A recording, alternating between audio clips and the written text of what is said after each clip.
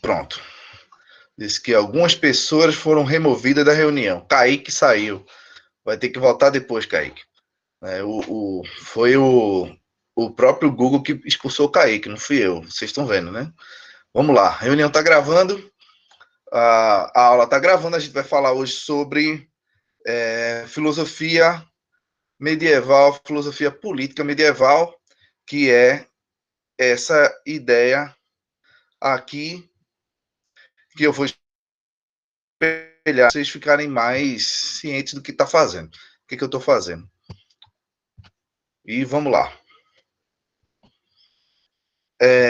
A filosofia política medieval, ela é muito extensa em termos de... Ela é muito extensa em termos temporais, dura negócio de 1000 anos, mas em termos conceituais, ela não avançou tanto quanto é o período que avança em seguida e o anterior, se a gente for comparar as filosofias que vieram antes e depois. Ou seja, a filosofia medieval, ela mais ou menos pegou o pensamento grego e instrumentalizou o pensamento grego. Então a gente vai olhar que danada é isso. O que é uma instrumentalização do pensamento grego? Né? Primeiro, o que é interessante pensar?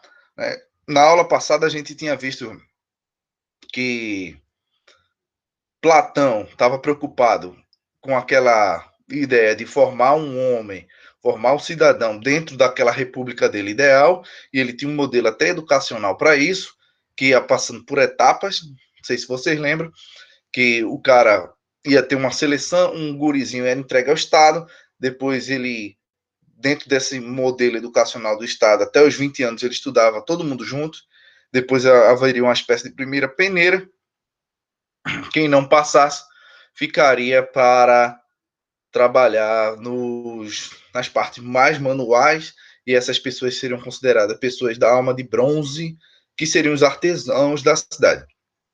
Se passasse para a segunda etapa, haveria um novo grupo de estudo. Quem não passasse dessa segunda etapa ficaria como os guerreiros da cidade, considerada almas de bronze, que eles teriam a virtude da temperança, né? E a parte do corpo da alma que mais lhe comandaria seria aquela parte que ele chamou de irascível, né? Que comanda as emoções. E só na última etapa, com 30 anos de idade, que o cara começaria e finalizaria com 50, ou seja, 20 anos de estudo, o cidadão se tornaria realmente filósofo. Seriam poucas pessoas que conseguiriam chegar nesse patamar, segundo Platão, e somente essas pessoas estariam aptas à governança, né, a virarem governantes. É a ideia do rei filósofo para Platão, que esse rei agora ele entenderia de tudo, de como funciona todo o sistema político, de toda a realidade, porque ele estudou física, metafísica e todo o conhecimento que tinha da época, da matemática. E com isso ele conseguiria aplicar à sociedade um estudo, um modelo um pouco mais racional do que haveria antes. Aristóteles, por sua vez, pensa um modelo de ética um pouco distinto, mas ele racionaliza, e aí isso a gente vai estudar só quando for estudar em ética, dá para dizer que Aristóteles racionaliza o que a gente chamaria de grego de prudência. O termo técnico que ele usa é phronesis. O prudência para Aristóteles é justamente aquele balanço entre o excesso e a falta. Vamos saber ponderar. E qual é a ideia? Essa ideia de ponderação do homem razoável já vinha dentro de um pensamento grego desde a antiguidade, ganha um corpo diferente com a filosofia grega, mas com Aristóteles ele ganha uma formulação propriamente racional, e com essa formulação racional, ela segue implicando nas filosofias que tem posteriores. No entanto, quando começa o cristianismo, né, o cristianismo se espalha por toda a Roma, vai se espalhar porque a Roma já era toda espalhada pela Europa toda, né? Vocês devem estudar isso em história outro dia, se não estudarem ainda. E quando a filosofia encontra a crença cristã, aí sim que tem uma espécie de inovação. E para o que a gente vai tratar aqui, vai tratar em ética depois,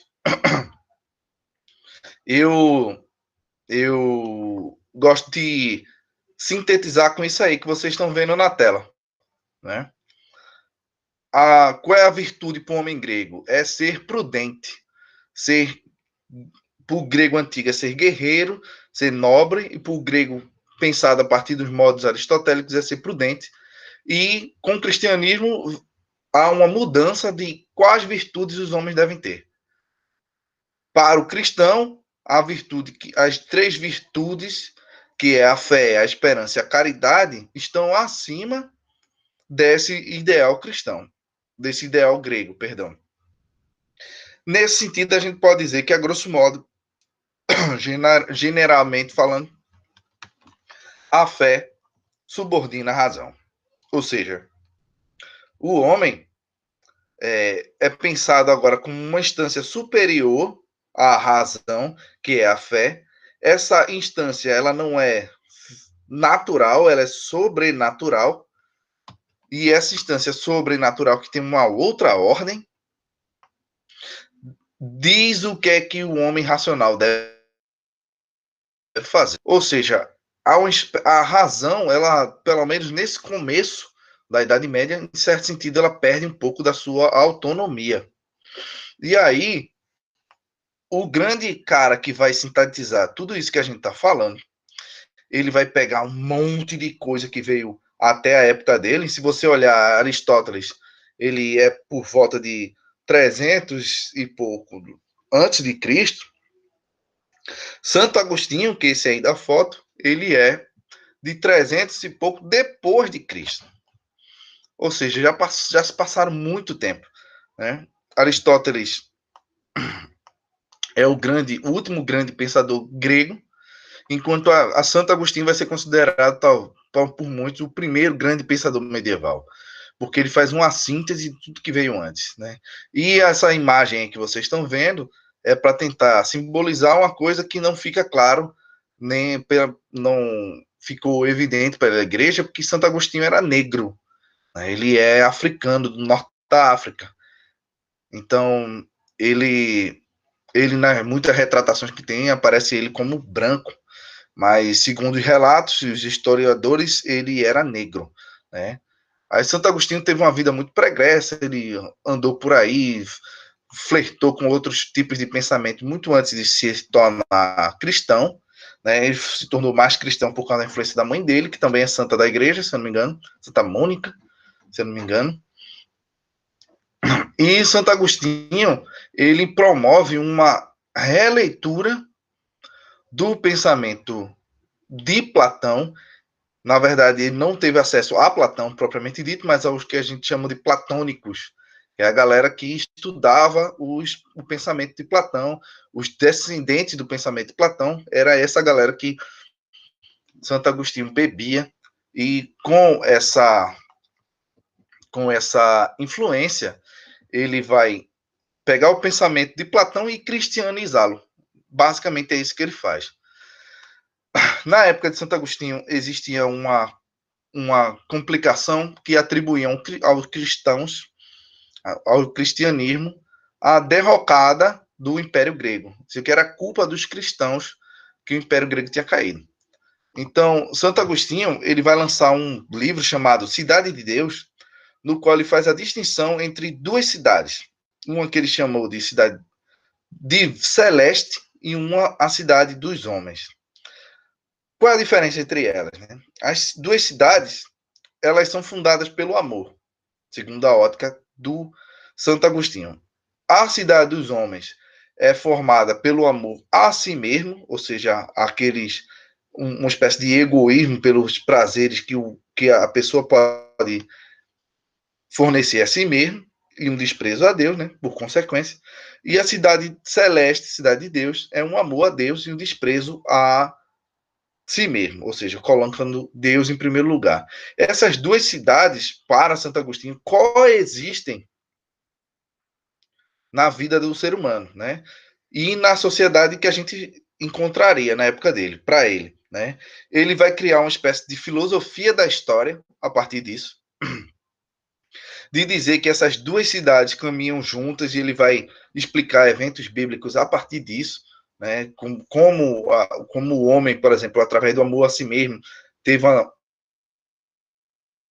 parte da Bíblia, como outra parte foi um exemplo de uma cidade de Deus, e ele vai guiando o leitor a chegar à conclusão de que o que você deve prezar realmente é esse amor a Deus e deixar essas virtudes terrenas de lado, né? Ao mesmo tempo que ele entende que é necessário que haja o Estado, mas o Estado não deve ser a função em si mesmo da convivência social. Ou seja, esse pensamento sobre o amor a Deus que você deve encontrar, ele deve ser preponderante. Isso parece ser meio abstrato, mas a gente, se você olhar o cristianismo, mesmo como ele funciona hoje, esse cristianismo, ele,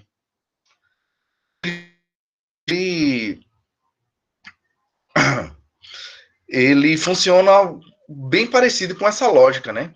Que você deve viver relegando, em detrimento, deixando para lá os prazeres carnais, pensando numa comunhão com Deus. Então, o tempo todo, dentro do coração do homem, como ele diz, a cidade de Deus e a cidade dos homens estão o tempo todo representada.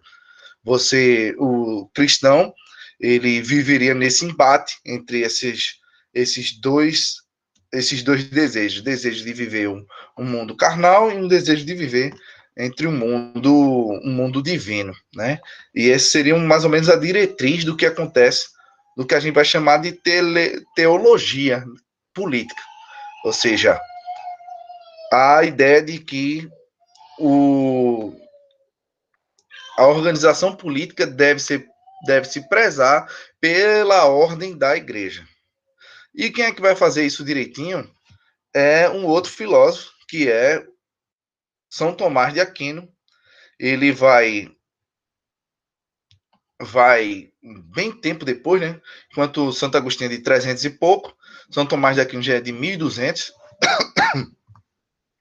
São Tomás, pensando, ele já é uma parte da filosofia que ele trata a partir de Aristóteles, não mais Platão.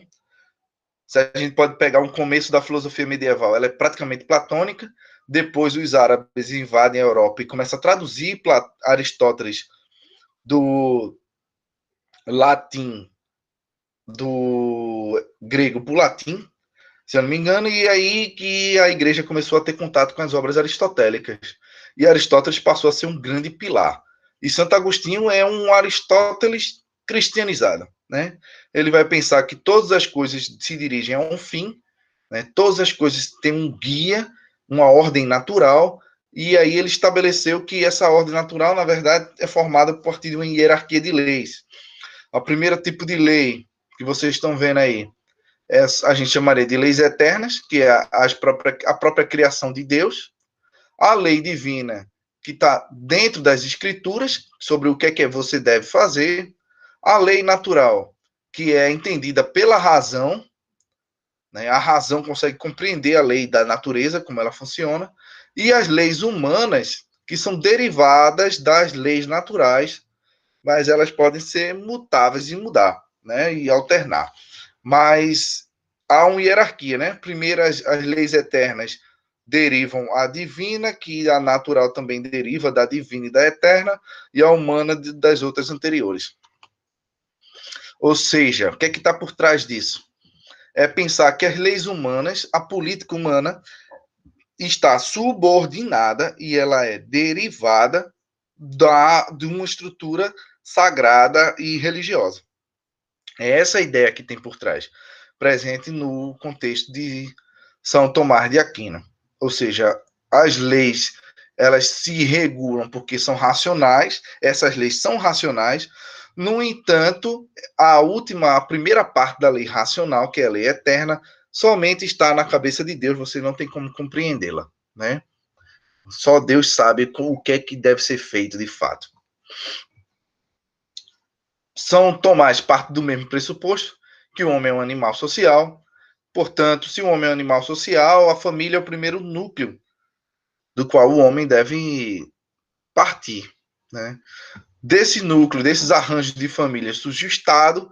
O Estado ideal é uma monarquia, que apenas um único homem seria ideal para guiar o povo. E esse homem, ele precisa estar subordinado à igreja, né? A ideia daquele direito divino dos reis. Vocês devem estudar muito história, isso é bem batido, né? Principalmente quando a gente vai estudar a transição entre idade medieval e idade moderna, entender esses rachas começam a acontecer em Inglaterra, em outros lugares, entre a igreja e o Estado, ou seja, os monarcas começam a rachar e não aceitar mais que o seu poder tenha que ser abençoado, dá para dizer assim. Aí entra um outro filósofo, que é o filósofo que seria o foco do que a gente está falando hoje, que é Maquiavel. Se a gente for fazer um resumão grande do que tem acontecido de Platão até o último filósofo medieval, mais ou menos, o que acontece? Os caras pensam que ser governante, ser um bom governante, é a pessoa que é virtuosa. Ou seja, que tem boas características para ser governante. Para os gregos, como a gente já tratou no começo, os gregos pensam que ser um bom governante é aquele que preza pelo bem comum, que é um prudente, que é um homem racional, que vai ponderar e etc, etc. Enquanto que os medievais vão dizer que as características principais que um governante tem que ter são as características cristãs. Santo Agostinho vai ficar batendo nisso muito forte, vai prezar por isso, que é a fé, a esperança e a caridade. Ou seja, a fé vai ter que estar acima dessa tentativa de governar, quando o homem não encontra uma saída e deve vincular-se a Deus e às autoridades da igreja para pensar qual é o melhor caminho que as pessoas devem seguir, e a Bíblia é o grande ditador de regras, né? A Bíblia está lá dizendo quais são as normas que você deve seguir. Quem é religioso sabe que grande parte do que você faz na sua vida, quem for religioso de vocês, sabe que grande parte do que você faz da sua vida está lá vinculado a alguma passagem ou algo que foi dito ou prescrito que está na Bíblia. Ou seja, você vive em particular uma coisa que os filósofos medievais diziam que isso também deve acontecer em termos governamentais. Aí quer que Maquiavel chega, velho, para fazer. Maquiavel vai fazer uma coisa um pouco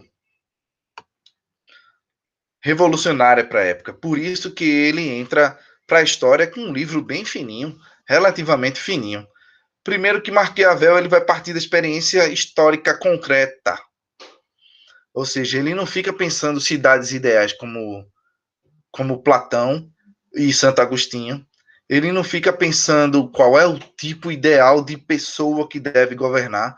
Ele vai olhar o que é que foi feito. E parte do livro se torna relativamente chata, porque ele vai falar de muita coisa histórica de Roma, uns detalhezinhos que eu acho que só quem é italiano deve manjar muito daquilo, porque faz parte da cultura deles, né? E uma coisa que Maquiavel deixa muito claro também é a concepção que Maquiavel tem de homem. Para ele, o ser humano é um bicho miserável, mesquinho, ingrato, egoísta. Ele só é legal com você quando você é legal com ele. Ele deixa isso bem claro. O ser humano é uma bosta. Nesse sentido, é um bicho perigoso. Né? Eu não sei se vocês concordam, mas em termos políticos, Maquiavel ele chega já chutando pau da barraca, querendo dizer que, em termos históricos, o que aconteceu foi isso, né? O ser humano nunca foi muito bonzinho com o outro. Então, você deve partir desse pressuposto para poder governar, que os seres humanos são bichos complicados, que pensam muito mais em si do que no outro, quando o calo aperta. Aí vamos lá, para o que é que Maquiavel tenta dizer. O livro dele, tem gente que gosta de dizer que nem parece filosofia, porque praticamente não tem uma abordagem conceitual, uma análise do que está acontecendo. Ele vai falando coisas, citando histórias, né? Mas dentro desse arcabouço do que ele vai falando, aparecem dois conceitos, que é o conceito de virtude e o de fortuna. Que para ele esses dois conceitos estão interlaçados, e é esses dois conceitos que um bom governante deve dominar. Qual é o conceito de virtude? O que é virtude? Virtude, ele tem origem na palavra, dá origem à palavra virtude, né? Da mesma raiz de virtus, daquele que ele vai retornar à antiguidade clássica, não vai pensar como um cristão pensaria, não vai dizer que a virtude é a virtude cristã, mas é aquela virtude do homem positivo, forte, né? Que tem vigor. Então, virtude tem a ver com esse vigor, né? Essa capacidade de fazer alguma coisa, entendeu? Virtude tem a ver com essa capacidade. E fortuna, o que é fortuna? Fortuna é um momento certo de agir, para resumir. Fortuna não está ligada à sorte. E o nome Fortuna tem a ver com aquela história que eu não sei se vocês conhecem, que é. Vocês já ouviram falar, quem ouvir aí, coloca um sim, só um S, daquela história da Roda da Fortuna. Já ouviram falar em Roda da Fortuna?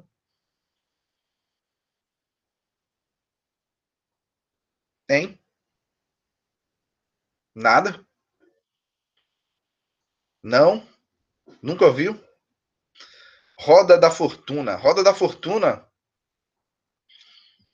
pô, ninguém, né? Então, vamos lá.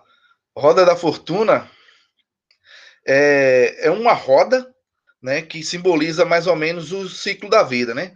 Uma hora você pode estar embaixo, outra hora você pode estar em cima. Você tem que saber aproveitar aquele momento. Né? Vocês podem procurar depois na internet.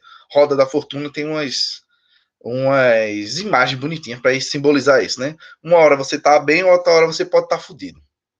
Então, qual é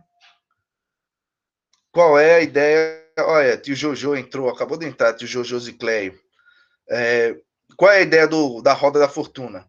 Né? O governante teria que saber entender qual é o momento certo para agir. Se ele está bem, se ele está mal, ele tem que saber coordenar a ação política dele a partir desses elementos que estão presentes.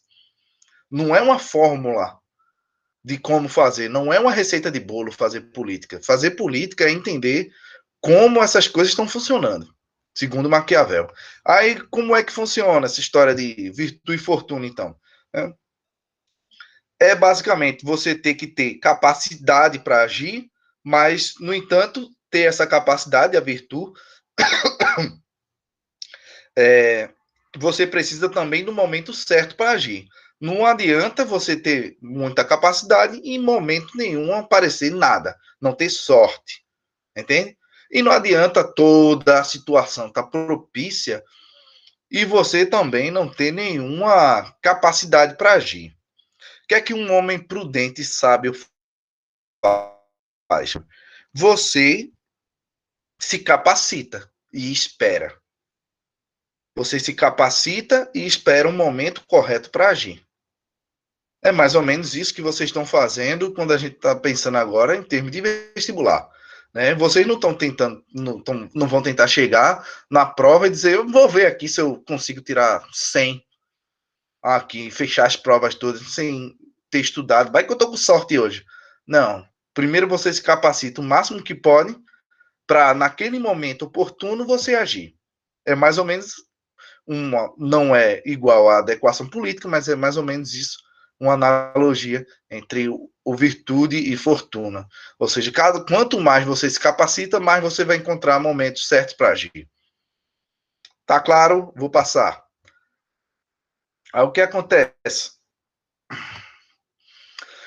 Dentro desse arcabouço, Maquiavel cria um problema que talvez seja o ponto mais forte do que ele levanta, que é que modernamente chamam de uma distinção entre ética e política. Enquanto todo mundo que veio antes dele, muitos criticavam, mas ninguém estabeleceu, muitos criticavam que o governante precisa agir sempre de uma forma ética. Maquiavel vai tentar fazer uma distinção entre duas morais, duas éticas. Uma moral privada, que ele vai dizer que essa moral privada deveria ser guiada, ou mais ou menos parecida com as virtudes cristãs, a virtude da época dele, né? Ele está em Roma, ele está na Itália, Itália está toda fragmentada, mas a influência cristã já está há mais de 1000 anos, né? Ou seja, a moral do indivíduo na vida privada é ter fé, ter esperança, ter caridade, ser humilde, né? Ser bondoso com os outros, ter piedade. Essas são as virtudes que na vida privada elas são elogiadas. Mas quando você pensa em termos de política, quando alguém deixa de ser uma simples pessoa e passa a ser um rei, um governante, um príncipe, como ele dizia, do principado, aquele cara que governa um determinado local, aí, meu amigo, o cara precisa entender que esses valores cristãos nem sempre vão lhe ajudar. Esses valores cristãos, às vezes, não vão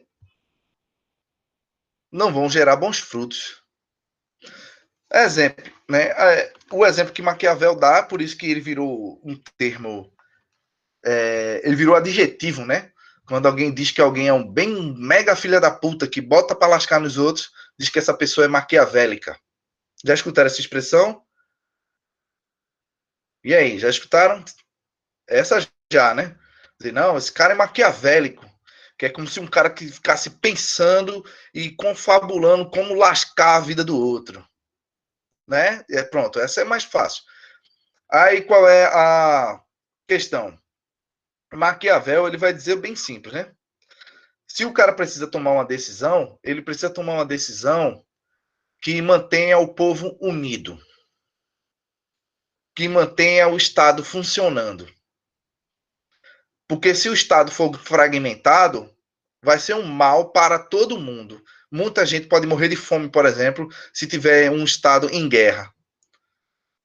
Aí o exemplo que ele cita exemplos históricos, né? Ele cita o exemplo de um caboclo lá, que eu não me lembro o nome, que estava tendo uma rebelião no local. Aí ele descobriu quem era o líder da rebelião, pegou o cara, colocou o cara lá e esquartejou o cara em praça pública. Esquartejar, vocês sabem o que é, né? Se eu não me engano, é esquartejou, mas que ele matou, pendurado, depois arranca os membros do cara e espalha na cidade. Aí quem olha vai dizer, porra, que bicho rindo. Caboclo miserável, matou e rasgou e arrancou os pedaços todos. Mas qual era a ideia? A ideia é que o cara servisse como um exemplo. As pessoas não mais se desejaram se rebelar. O Estado que ele governava ficou em paz, a paz gerou prosperidade. Entende qual é a lógica maquiavélica? Ou seja, se o cara fosse ser bonzinho, talvez ele prendesse esse cara, e esse cara, dentro das virtudes cristãs, ele disse, não, vou ser piedoso, eu vou apenas prender o cara. Esse cara podia passar o resto da vida dele pensando em dar um golpe e destruir o Estado, que era um Estado que, segundo a ordem lá, funcionava. Ou seja, na sua vida privada, a ética de ser bonzinho, os princípios. Marielle está perguntando se seria alguma coisa tipo ditadura. Não é exatamente igual. A ditadura faz esse tipo de coisa, nesse sentido de pensar as ditaduras de esquerda e de direita, nesse sentido de pensar fazer algo porque pensam que estão fazendo o bem comum. Sim, só que o contexto de Maquiavel é bem distinto, né? Que é um contexto de um príncipe que ele precisa tomar as providências legais e tudo de uma cipuada só. As ditaduras funcionam de uma forma um pouquinho diferente. A gente vai dar uma olhada, se possível, se der tempo, né? A diferença entre Estado autoritário e Estado totalitário, por exemplo, são distintos de como essas coisas funcionam, né? Mas se você pensar a ditadura, ela não mata as pessoas literalmente para fazê-las de exemplos, para os outros não se rebelarem mais, mas mataria a pessoa para eliminar o inimigo, nesse sentido de vamos manter a ordem pública, é um pouco distinto. Maquiavel fala um pouco disso também, ele dá muitas dicas dentro do livro sobre como um governante deve agir na prática, e uma das coisas que eu vejo o tempo todo acontecer em filme, por exemplo, o erro dos heróis. Qual é o erro do herói? O erro do herói, para Maquiavel, é que o herói não mata. Simples. É meio absurdo, né? Porque, por exemplo, está tendo uma guerra. Quando Maquiavel disse, dois estados entram em combate, você deve destruir o outro totalmente. Ele deixa isso bem claro. Não é para sobrar ninguém. Ninguém. Se você inventa de escravizar pessoas, por exemplo, essas pessoas elas vão servir de lembrança do que foi feito anteriormente e podem um dia se organizar e se rebelar. Então, se você pensa em manter o poder, essa manutenção do poder, que Maquiavel ensina não só você ganhar o poder, mas manter o poder, esse que é o problema. Para manter o poder, nem sempre você vai agir de acordo com a ética individual. Você vai ter que pensar num contexto que seria muito mais antiético, se a gente for pensar assim. Vou dar um exemplo meio complicado, por exemplo, dentro da lógica maquiavélica. Muita gente não estava afim, não esteve disposto a fazer isolamento social. Né? Muita gente dizendo, não serve, outros vão dizer que é fake news, e não sei o quê. Pronto, um cara maquiavélico, o que ele podia ter feito? Né? Ele podia dizer assim, não, a gente vai deixar o comércio tudo aberto. Desde o começo, tudo aberto, tudo funcionando, normal. Porque se ele entendesse de ciência e de como é que funciona o vírus, rapidamente a gente encontraria o pico da doença, muita gente ia estar no hospital ao mesmo tempo, essas pessoas iam ficar aterrorizadas, e quando essas pessoas ficassem aterrorizadas, ele aí sim mandaria fechar tudo, colocaria exército na rua e ia aparecer como grande salvador. Quer dizer, eu mantive o povo unido. Em vez de passar, por exemplo, a gente está desde março se arrastando porque há os embates entre governadores e prefeitos e etc. E a gente não funcionou. Não funcionou porque faltou um estilo talvez um pouco mais ou democrático, no sentido de todo mundo entrar no consenso, ou maquiavélico, no sentido de vamos impor uma ordem para ver o que, é que acontece. Não aconteceu nenhum dos dois lados e a gente está nessa situação. Aí Maquiavel vai dando dicas de como essas coisas devem funcionar. Por que a gente deve agir assim? Tá claro? Aí tem uma frase que atribuem a Maquiavel o tempo todo, que é os fins justificam os meios. No livro não tem nada disso, nunca teve. Você lê o livro todinho e se frustra. O livro chamado O Príncipe, que é a principal obra de Maquiavel, não tem nada, os fins justificam os meios. Qual é a ideia dos fins justificam os meios? É que não importa o que você faça, contanto que você alcance seus objetivos. Mas os objetivos para Maquiavel é sempre pensar no bem comum. Aí por isso que querem falar que essa frase caberia dentro do contexto do que ele diz, né? Você pode matar algumas pessoas, contanto que sobrem algumas outras que seriam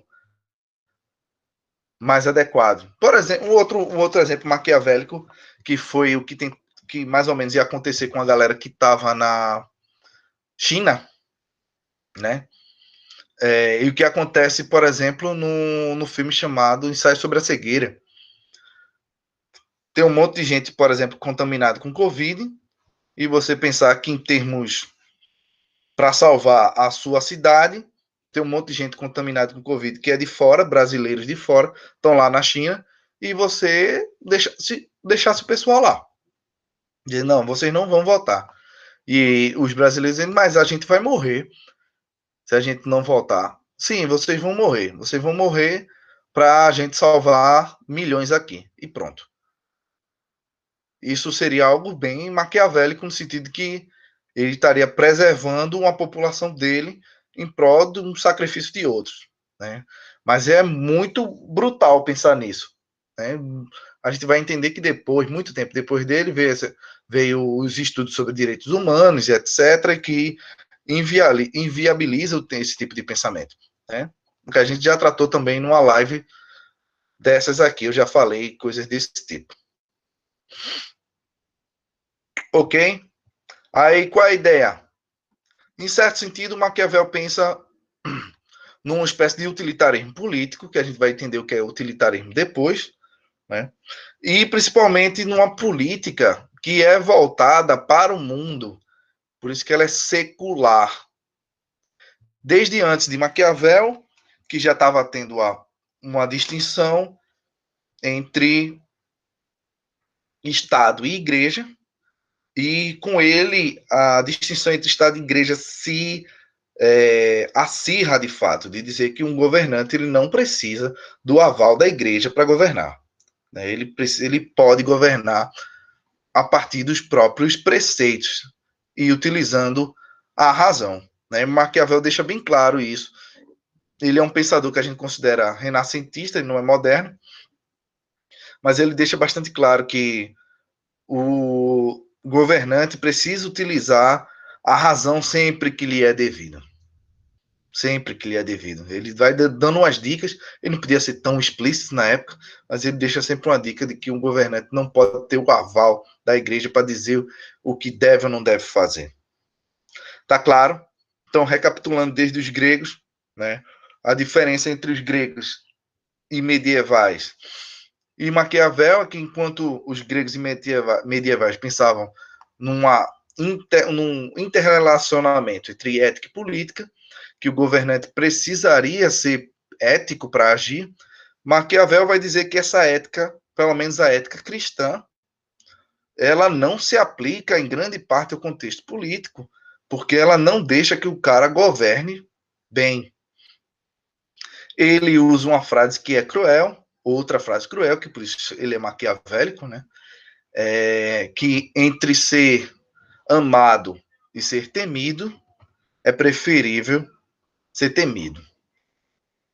Ou seja, para um governante, entre impor medo e ser amado, é melhor impor medo. Porque o amor, ele diz que é um laço muito frágil entre os homens. Ele usa essa expressão. Né? O amor se rompe muito frágil. Agora, o medo perdura na mente humana por muito tempo. Né? Um cara que mandou matar 500 mil sem um motivo tão aparente, só para manter a ordem, esse cara impõe um medo que vai ser lembrado por gerações. As pessoas não vão ousar desafiá-lo tão facilmente. Agora, um cara que é muito bonzinho, as pessoas começam a pedir coisas, pedir não sei o quê, e quando ele não dá, se chateia e quer fazer uma rebelião. Ou seja, Maquiavel deixa bem claro que os homens são muito mesquinhos, pensam muito em si, e se você querer ser bonzinho com eles, eles vão passar a perna em você uma hora ou outra. Então é mais fácil você impor respeito através do medo. Lógico que ele pensa que se você puder ter os dois, é muito melhor, né? Se você o respeito e o amor entre as pessoas, entre os governados.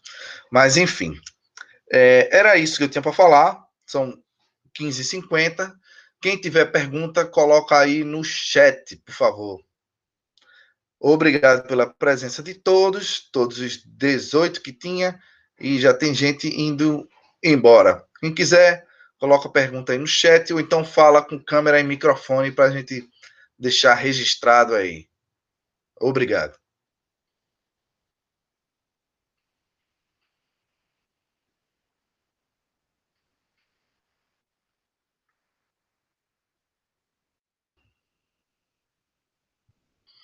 Cristóvão está dizendo que esqueceu da aula. Não se preocupe, não, está sendo gravada. Eu vou parar a gravação daqui a pouco. Estou só esperando alguma pergunta. Ninguém tem pergunta? Se não tiver, eu vou encerrar a gravação para ficar mais curto. Beleza? Próxima sexta, o conteúdo é mais extenso, então talvez a gente dê um pouquinho mais de 1 hora, que a gente vai tratar sobre o contratualismo.